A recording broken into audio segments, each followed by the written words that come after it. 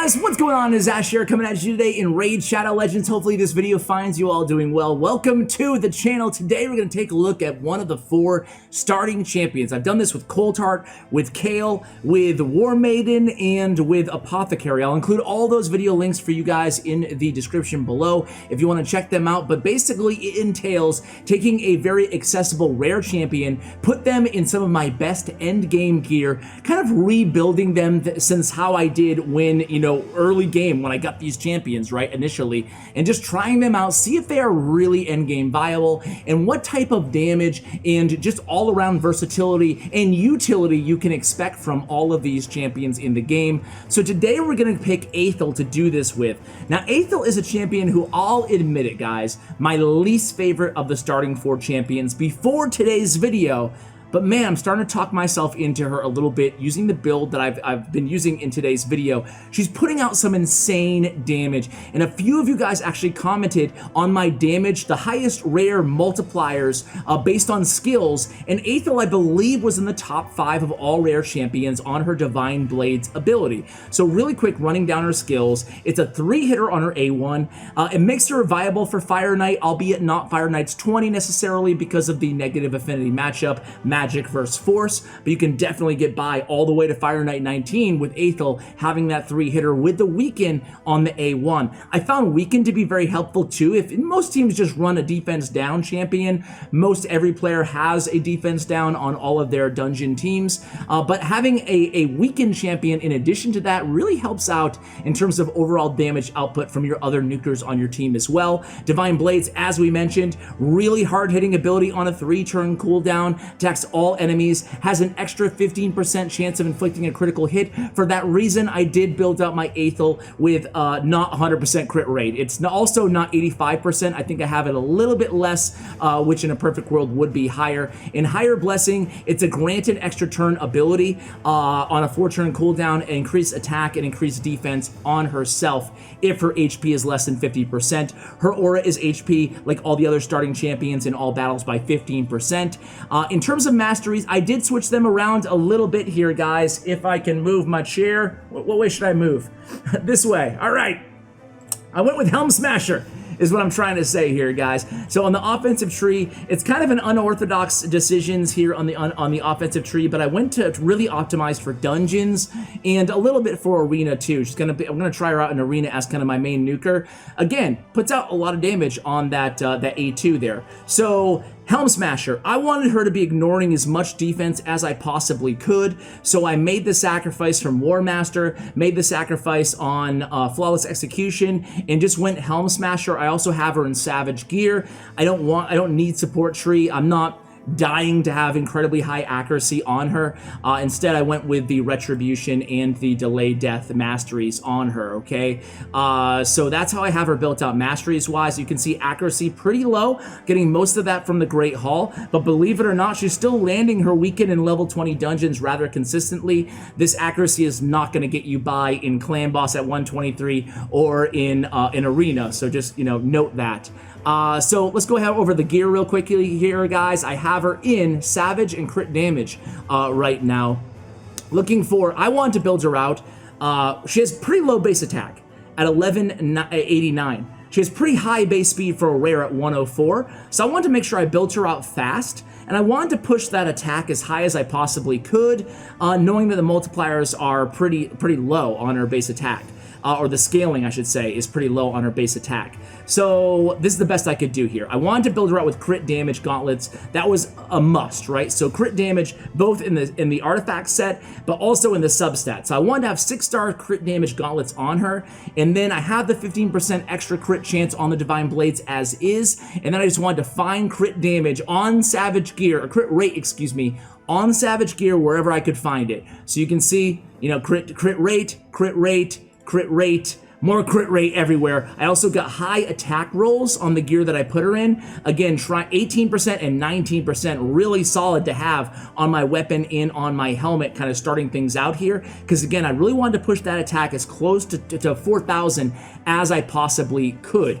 And then crit damage on the gauntlets, attack percentage on the chest plate. My best attack percentage chest plate that I had with crit damage too, because I wanted that extra crit damage from the set bonus. Got more crit damage and crit rate here on the boots. Definitely wanted speed boots on my Athel. So the total stats, I'll really quickly here. I went with attack ring as well, and look at this, got some nice defense, some nice HP. This is a really god tier ring. When you think about it, it's helping me keep her alive as well as keeping that attack high. And then crit damage on the amulet, got a couple accuracy rolls too, helping out there. And the reason I wanted to have an attack banner on her. 398 extra on a 6-star attack banner is very helpful in bumping that low base attack at 1189 higher, and then more speed. Again, my goal here was to get as close to 200 speed as possible. We didn't really get there. We did get to 4,000 on the attack, 30k HP, 1700 defense.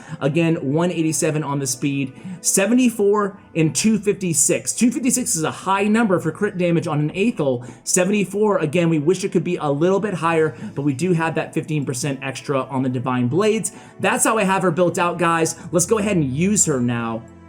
And again, she's putting out some serious damage. Let's go actually start out in a campaign. And I had some fun with Athel, guys. I'm not gonna lie, I had some fun with Athel. She's not the best campaign farmer in terms of speed, but you can see hitting pretty hard, 60k damage or so. She's going to be hitting even harder than that in dungeons. There we go, 90k damage. Definitely high on the damage here, especially when we're ignoring defense, and that's why I love having her in the Helm Smasher mixed with the Savage gear on her, right? We could have also went with a Cruel set instead of the crit damage set. I think we could even have a chance of ignoring more defense. You could argue the crit damage might be better having 20% though. Either way, let's go ahead and try her out in I don't know, she can be used in basically every dungeon.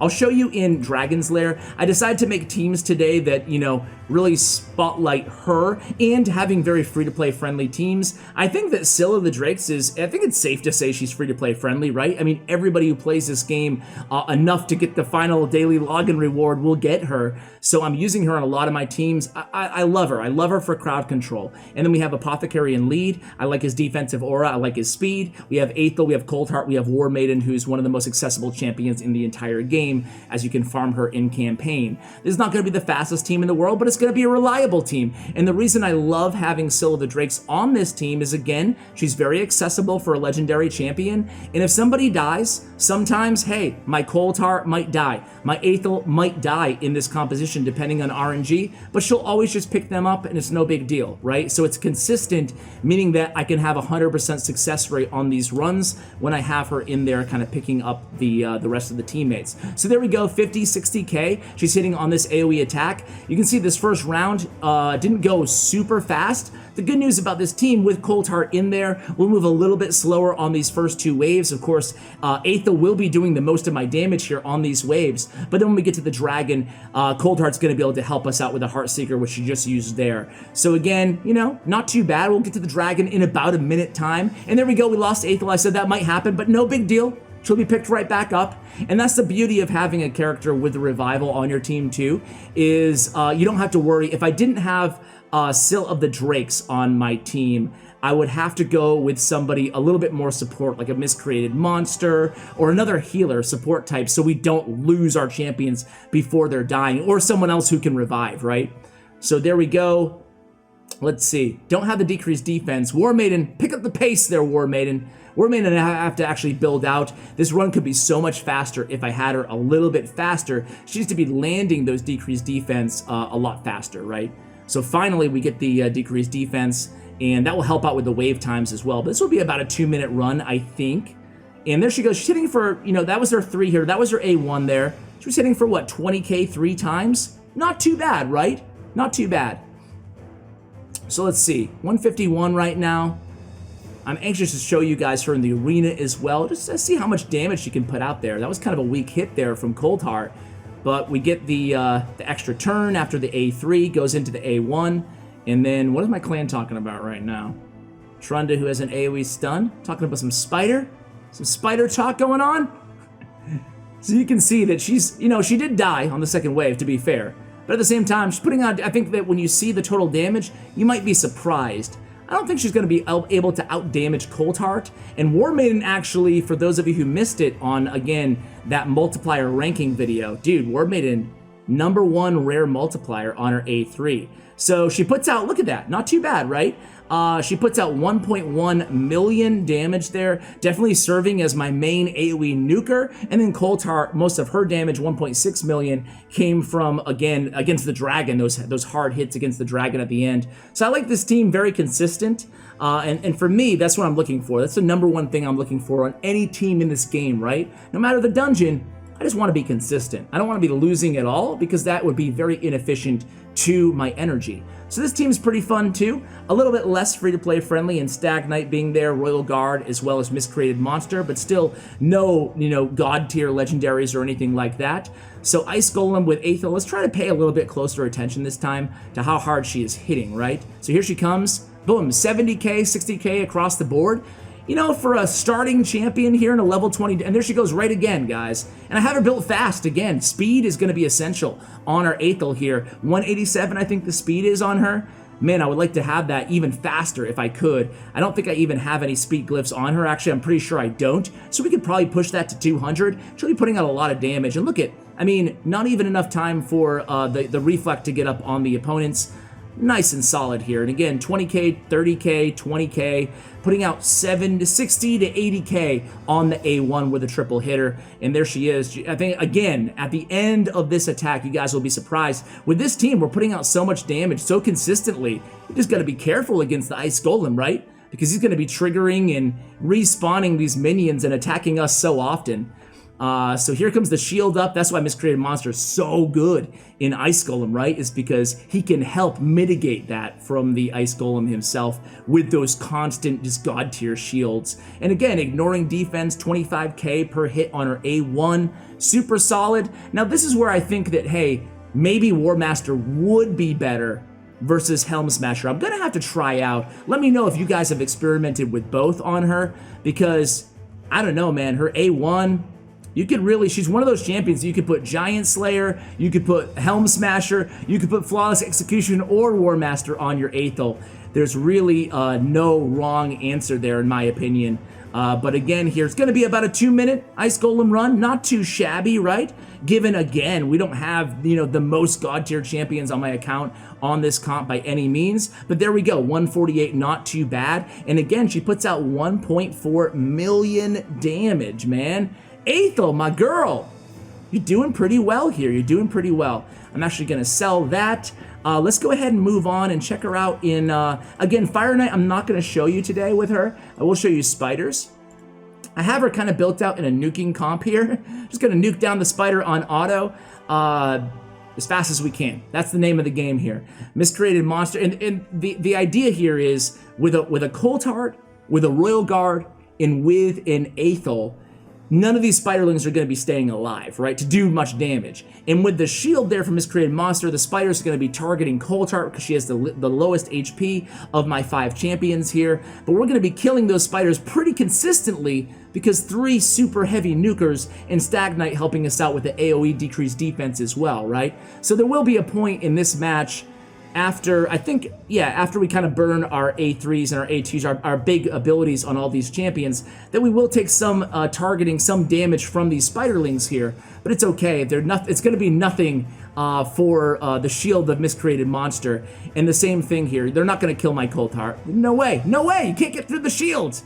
You know, and it's nice to have Athel on the team too, believe it or not, because we're going to kill these spiderlings before they can kill Coldheart. Coldheart will not die in this composition because I ran it a bunch and she never died. So despite all those poisons, again, the shield's going to do a great job of mitigating all that damage. And again, with Athel and Royal Guard AoE nuking the spiderlings, it's actually pretty solid in terms of keeping them dead long enough to make sure we keep our Coldheart alive. And that's how the team works. And it's a pretty respectable time, again, considering here that we don't have, it's not my most OP team on my account, but it's okay. It's fairly accessible champions with the exception of, again, I don't know. Do you guys consider epics accessible? I don't know. They're not void, at least, right? At the very least.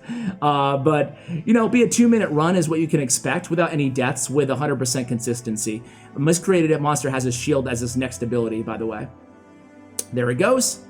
And we're back in the game here. All we need is one more Cold Heart. What is she hitting for? Got a couple weak hits there, but she did land the weaken. That's what I was talking about. Even a level 20 spider still landing that weaken with 120 or so accuracy. So let's see. We got accuracy banner with some defense. I think I'll keep that one. I think we'll keep that one. So not too bad, right? And again, Athel, 2.6 million damage there. Not as much as Cold Heart, not as much as Royal Guard, but definitely helping out. Do I think that she's an S-tier spider champion? No. But this match proves you can use her as just like a sheer nuke comp against Spider, and she can definitely help with your Spider dungeon progression, even though you don't traditionally see her in level 20 Spider. I'm not going to sit here and lie to you guys. Let's go ahead and try her out in the arena as well here. Tag team coming soon, guys, coming soon. Word on the street is next week, so we will see. Let's go ahead and just try her out against this team. I'm going to put her in as my main nuker on this comp. And where is she? Always in front of my face.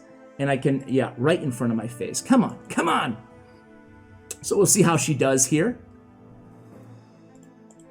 This team's really fun. I've really just fallen in love with this kind of arena composition here. I've been using it for quite a while. So we actually, she's built too fast right now. So I really want the defense down, but we're going to go ahead and use it here. And 18 to 40,000 there, but we need to get the defense down first with Ceres. I'm surprised I have my Madam Ceres this slow. I guess I must have my Trunda a little bit slower. Either way, we're just going to go on auto here. Let's see how much she hits on her A1 here, on the triple hitter. Oh, there we go. So that was another AoE. See how fast she is? And that's what happens, like, it's a 3-turn cooldown.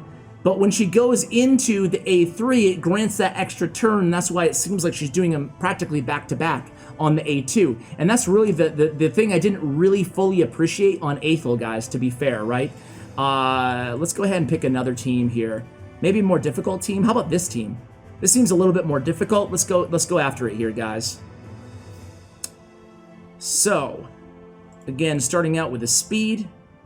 Let's land a provoke on the enemy team. This time, I think, yeah, I just need to fix the speed issue here, but whatever. Oh, look at that! That was no decreased defense. She nuked everybody down. Game over. That's it. Game, set, match. So, guys, there you have it. That's my God tier Athel. What do you think, guys? Do you be honest with me? The answer might be no. But do you have a little bit more respect for Athel after watching this video? What she can do, granted in beast mode, in God tier, end game artifacts, not sitting here pretending she's in, like, you know, just random 3-star artifacts. That's not the case, but the point of these videos is to push these champions who are very accessible to their limits and give you guys an idea of, okay, if I invest in Athel, if I invest in Apothecary, how good will they really be? How usable or serviceable will they really be inside the end game on a pretty accessible team? That's the intention of these videos. So you guys can let me know in the comments below. Do you think end game Athel is worth it? Let me know, guys. Look forward to hearing from you. And hey, if you like the content here, I invite you to subscribe to the channel. Thank you. And as always, take care, guys.